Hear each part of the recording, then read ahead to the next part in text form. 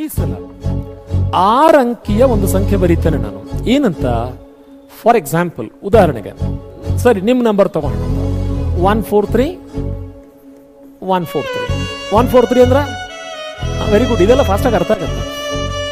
ನಾ ಈ 143 ನಾ ಹೇಳ್ತಾ ಇರೋದು ಇವರಿಗೆ, ಯಾರಿಗೆ? ನಂಬರ್ಸ್ಗಳಿಗೆ, ದ ಸಬ್ಜೆಕ್ಟ್ಗೆ, ದ ಕಂಟೆಂಟ್ಗೆ. ಯಾವತ್ತಾರು ಯಾವ್ದಾರು ಎಕ್ಸಾಮ್ಗೆ 143 ಅಂತ ಹೇಳಿದಿರೇನ್ರಿ? ಕ್ವಶನ್ ಪೇಪರ್ಗೆ ಯಾವತ್ತಾರು 143 ಅಂತ ಹೇಳಿದಿರೇನ್ರಿ? ಬೇರೆಯವ್ರ ಹತ್ರ ಹೋಗಿ ಹೇಳಿ ಬೈಸ್ಕೊಂಡಿರೋದಾಯ್ತು. ಒಂದ್ಸಾರಿ ಸಬ್ಜೆಕ್ಟ್ ಹೇಳ್ಬಿಟ್ಟು ನೋಡಿ, ಸಬ್ಜೆಕ್ಟ್ ಅನ್ನ ಪ್ರೀತಿಸಿ ನೋಡಿ. ಅದೇನು ಹೇಳ್ತಾರಲ್ಲ, ಧರ್ಮೋ ರಕ್ಷತಿ ರಕ್ಷಿತ. ಮೊಬೈಲ್ ಬಗ್ಗೆ ಒಂದು ಪಾಪ್ಯುಲರ್ ಕೊಟೇಶನ್ ಇದೆ.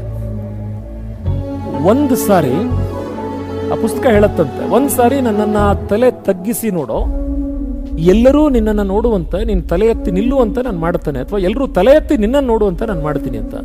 ಮೊಬೈಲ್ ರಿವರ್ಸ್ ಹೇಳತ್ತ, ಒಂದ್ಸಾರಿ ತಲೆ ತಗ್ಸಿ ನನ್ನ ನೋಡೋ, ಯಾರೂ ನಿನ್ನ ಕಡೆ ಮುಖ ಮಾಡದಿರೋ ಹಾಗೆ ನಾನು ಮಾಡ್ತೀನಿ ಅಂತ. ಸೊ ಒಂದ್ಸರಿ 143 ಈ ಸಬ್ಜೆಕ್ಟ್ಗೆ ಹೇಳಿ ನೋಡಿ, ನಂಬರ್ಸ್ಗೆ ಹೇಳಿ ನೋಡಿ, ಮ್ಯಾಥ್ಸ್ಗೆ ಹೇಳಿ ನೋಡಿ, ಕ್ವಶನ್ ಪೇಪರ್ಗೆ ಹೇಳಿ ನೋಡಿ, ಯಾವುದೋ ಒಂದು ಎಕ್ಸಾಮ್ಗೆ UPSC ಅಂದ್ರೆ UPSC ಹೇಳಿ ನೋಡಿ, SSC ಅಂದ್ರೆ SSC ಹೇಳಿ ನೋಡಿ.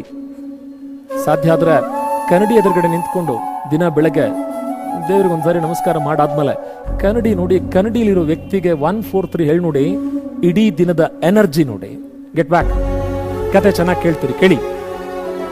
ಈಗ ಈ ಸಂಖ್ಯೆ 7ರಿಂದ ಭಾಗ ಹೋಗುತ್ತೋ ಚೆಕ್ ಮಾಡಬೇಕು. ನೆನಪಿರಲಿ, ಇಲ್ಲೊಂದು ನಿಯಮ ಇದೆ.